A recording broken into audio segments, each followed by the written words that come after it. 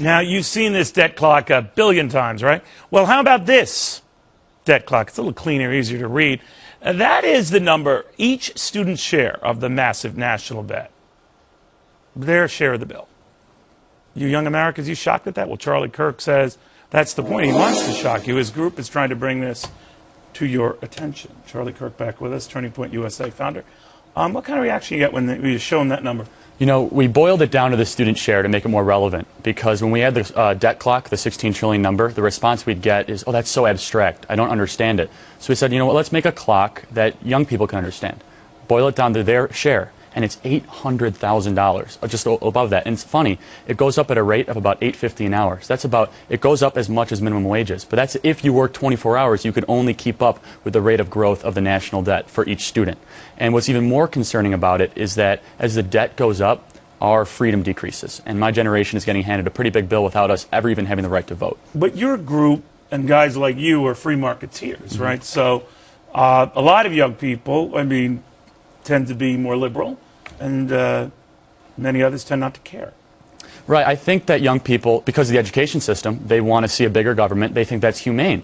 But what our group is trying to do, we're promoting morality through capitalism, morality through free markets, that opportunity society is better than a handout society. Rather than talking in terms of liberal and conservative, let's talk in terms of free market and more government control. And how's that push going? We're actually having a lot of success. As you can see on our Twitter and our Facebook, we're growing quickly. Our website's rather unique. This is only the first of many debt clocks. We're going to be coming out with a series about once every 2 weeks where we're going to have, well, how long do I have to work at minimum wage? What if I was above minimum wage just to pay off this debt? And our website, turningpointusa.net, is really innovative in that. But we do get resistance, and the education system can be largely to blame for that. So as a young guy yourself, I mean, you hear that I think it was close to 70% of young people preferred the president over Mitt Romney.